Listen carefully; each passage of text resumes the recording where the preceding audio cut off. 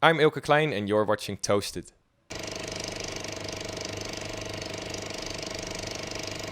Eelke, welcome to Armada HQ. Yeah, thank you very much. How did you wind up here? Um, that's a good... By car, by plane? By car, yeah. No, I drove. I live in Rotterdam, so I drove myself. But you of course, you have a label deal with Armada, right? Yes, that's right. My label Days Like Nights is a part of Armada, so we work together a lot. You have a really Dutch name. Of course, you are from Rotterdam, that's what you said. But how should I pronounce it? Because I saw you on Instagram says Elke or Elke or... Yeah, the thing is, a lot of, especially American people, have difficulty saying Eelke, which is normally it's pronounced Eelke Kleijn. So, but even I think on my own radio show, it's Eelke Kleijn. So I'm okay with everything in between. Yeah. Hey, listen, I was checking your information on you, and one of the bios said, and this is one bio that actually a lot of people published, including Resident Advisor, Eelke Kleijn is a rare talent. Yeah. What do you think of that? That's quite a compliment, I think. It's quite a compliment, yes. It's got to do with the fact that I do a lot of different things. So I make dance music, but I'm also active in the movie industry and commercials. So I write some music for movie trailers, I do TV commercials, those kind of things, and sort of everything in between as well.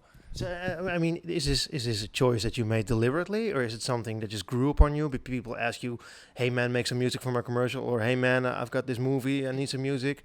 No, it's a deliberate choice. We started doing that about I'd say 10 years ago, when I was working with my current management, and we were planning long-term things, and they asked me, "What would you like to do in not in 5 years, but in 10 or 20 years?" And I always wanted to get into the movie business somehow. And I see it as something that I could do if I'm, 50, 60 years old. So yeah, slowly. You already are working on them. I mean, the titles are not even small. Wrath of the Titans, Parker are amongst others. Yeah, no, that's true. It's mostly the movie trailers though. And I would love to get involved in the actual scoring of the movies as well, which is a completely different thing. But you got to build up to that, and so of course you know that Junkie XL from Holland has a career there now. Yeah. He's doing really well. He moved to LA 10 or 12 years ago now, I think, and he's right up there working with Hans Zimmer and all the big blockbusters. So, yeah. Talking about the studio, you released a new single called Rubicon. Great track on your Days Like Nights label. Why would you name a song to a river where Julius Caesar crossed to start, well, basically one of the biggest civil wars in history? Is that river called Rubicon? Oh, that's the first time for me. I'll tell you what the track is actually named after. The bassline lead was made on my modular synthesizer, and the oscillator that made that sound is the Rubicon, and that's why I called it like that. So this is new information to me. There you go. I mean, I was like interpreting it's like, because normally if you cross the Rubicon, it's like to start something massive. So I was like, okay, there's something massive going to happen. It does explain a little bit, because when I was searching for images to go with this, and I Googled Rubicon to see what would come up, it was lots of rivers. And I was like, I don't know where this is coming from. So yeah, small river in north of Italy. Nobody actually knew for long where it was, but apparently somebody found it. So, but you made a great track out of it. Hey, your previous single was Home, also a great track, I think. Yeah, that one is really personal, because there's a lot of like real instrumentation on it. I started with the piano part. There's me playing guitar, and I only started playing about a year ago, so that was pretty new for me as well. And it's got a very personal touch, this track. You are one of the few artists who released albums, and not just albums. Untold Stories from 2010, which has 18 tracks. Yes. Natural Artificial at 2007, 16 tracks. Normally that would be like a double CD or a double album. Yeah, actually the Untold Stories was so long that we had to use those special 80-minute CDs, because otherwise it wouldn't fit on the CD. Yeah, I don't know if I would do that again for a new album. I'm slowly starting to work on one. There's no pressure, no deadline. But I think another album will be slightly smaller. But still, I mean, I don't see the point in doing an album if you don't put at least 9 or 10 tracks on it. So otherwise, you could just as well do an EP. Door Drummer is a single from 2011. It means like probably somebody who just keeps on talking about the same subject and tries to get the point home, even though you're not really interested. Why write a song about this? Well, it's not sometimes about the meaning behind the word. What I used to do for a really long time was keep a list of Dutch words which I think are really cool and unique in some way. So there's doordrammer, there's rouwdouwer, there's a few more, and there's even a couple of my new singles will have Dutch titles as well. And I don't do this to. Could you tell me some? One of the new ones is called De Orde van de Nacht, which is I just like the way that sounds. And the thing is, there's not always a deeper meaning, especially behind it, but I think the Dutch language has some really interesting and cool words, and sometimes I think that like they deserve a track, you know. I think that's really cool. That's one of the things that I like about the Dynamic Crew, because they always have like muziek macht vrienden and that sort of shit. It doesn't really actually mean a lot, but also it does mean a lot. So I thought it's really cool that you have that. You also have German titles like Ein Tag am Strand, and of course this was a hit in Holland and a number 9 hit in the top 40, which is that's quite an achievement. That was really cool for me, and I made that song. The story behind that track, I was working on something else and I was going through some presets on my synth and just with my left hand just playing something, and all of a sudden I played this melody and I was like, this is good, I gotta do something with that. So that's actually how that track started, and it's from the start when I made the melody was in 2009 or 10, and the track was only released in 2013, so it took 2 or 3 years to really finish it.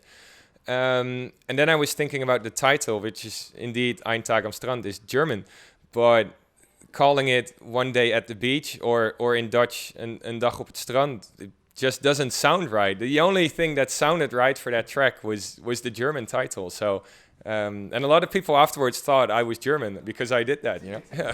So why did it take you so long to put it out? I mean, it probably. I mean, I'm not a specialist, but I get the impression that you had a great track and maybe you had to do some minor adjustments.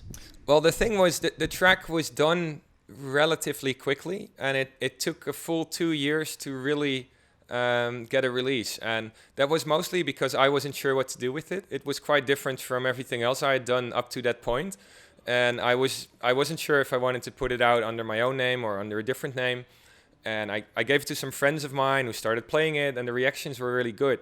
But for a long time, it just stayed like that. It was sort of under the radar. A couple of friends of mine were playing it. I played it sometimes, and that was it. And then one day, I think I uploaded it to a SoundCloud to see what would happen, because we had scored a deal for the track in the UK, and because that release was coming up, I figured, I'll put this on SoundCloud. And within 1 or 2 days, I think there were 4 or 5 labels on the phone trying to sign this track.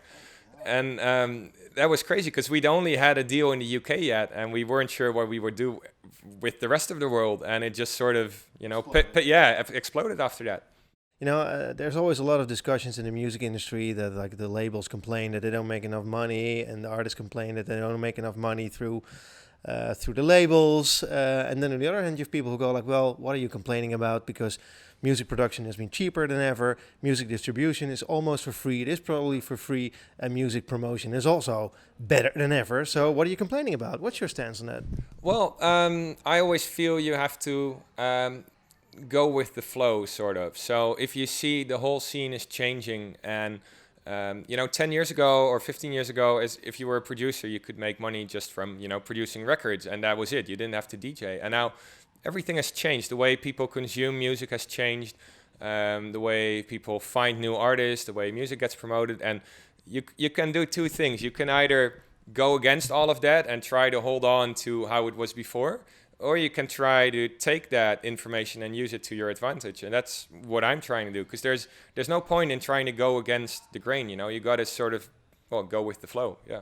Hey, another track that struck me was Eenvoud. And it struck me not just because of the Dutch title, which means simplicity, but also because of the sound. I think it's ambient, dare say, leaning towards lounge even. Yeah, it's I think it's a great track, by the way. Thank you. that is one of those tracks where I really try to have the title reflect what I feel the song is about. So eenvoud is simplicity in Dutch, and it's not that simple of a track, but the melody was just a couple of notes with a bass line, and as soon as I had that combination, I felt like it created a sort of, I don't know, sparkle or something special. And the track was done pretty quickly after that, you know. And when something like that happens, I always try to make the title reflect what I feel is in the song. I've been going through your social media. One thing that struck me is that you are in contact with your fans very much or very directly. And one message that I love was that somebody sent you a track called Broccoli, and you liked it apparently, and you tried to track down the one who made it. Did you actually find the guy or the girl who did it? Yeah, the funny thing was I had that track, and I get sent a lot of music, and not everybody puts their artist title in it. So it was just called like something like Broccoli V2, and I put it on Facebook trying to find this guy, and someone that had mastered the song responded, and they tagged this guy to it. And that's sort of how I found it. The original reason I wanted to find him was that the song, I thought it was unsigned, and I quite liked it. But apparently it was released, so, well, yeah. Fast enough. Hey, you also played Serbia again, and I read that actually one of the first times you played international was in Belgrade in Serbia. So you have a special bond with that city and that country? Well, not Serbia in particular, but a lot of the Eastern European countries. When I first started playing, my first gigs were Serbia, Hungary, Ukraine, Russia as well. And I was talking with a couple of other artists recently, and the thing is, like, I used to come there all the time, and in the past like 3 or 4 years, not as much as before. And I asked other people, like, what's your idea on this? And everybody felt the same thing. Like, they said, yeah, I used to play loads over there, and now they don't so much anymore. Okay. I guess the scene has changed. It has to do with the economy as well. I mean, lots of reasons, but if you go like 2 weeks ago, that always makes it really special, because some of my first gigs in 2005 were Belgrade and Novi Sad, and then coming back there, 12 years later, and having a completely different scene, different people, it's really special. Hey, you worked with instruments on your latest tracks. Is this something that you will pursue? More instrumentation, more studio work? Yeah, definitely. I've been getting more and more inspiration from playing real instruments. And originally I play piano, and that's the only instrument I used to do. Then I would used to fake a lot of guitar because I got interested in guitar, but guitar is one of the hardest instruments to fake. So sometimes I had some of my friends play something, and I just got so fed up by having to ask everybody that, like, a year and a half ago I just bought a guitar and started playing. And what did you buy? No, and I had an acoustic already, but I could never, exactly. So I bought an electric guitar, and that really helped a lot for me. Now I got a bass guitar as well, so I'm trying that as well, and I'm getting there. Like, bass is even harder for me because everything is even further apart. But I feel like comfortable enough to do some of the guitar on my own tracks now as well. Wow. And I would like to pick up drums as well sometime. Although that's one step further. We'll get there somewhere in the future. Hey, thank you so much for your time. Before we wrap this up, what holds in your future for you? Well, this year, a lot of new music. The idea with the label Days Like Nights is to release all of my upcoming stuff on that. So we're going to have another track every 5 to 6 weeks, I guess, for the rest of the year.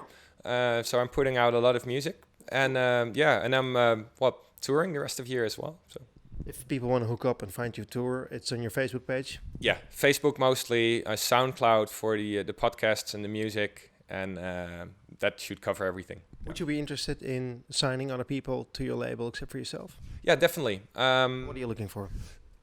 Music that is that has some kind of depth to it. So I'm usually looking for something that is a little bit melodic. I mean, it doesn't have to be melody only, but if it's I love techno, I love tech house as well. But with those songs, I always look for the atmosphere in between the beats, and that's probably what I'm looking for in all my music that I play. And if people have some music for you, where can they send it to? The best thing is the Days Like Nights Facebook page. That's got all the info on where to send it. Hey, thanks so much for your time again. Thank you.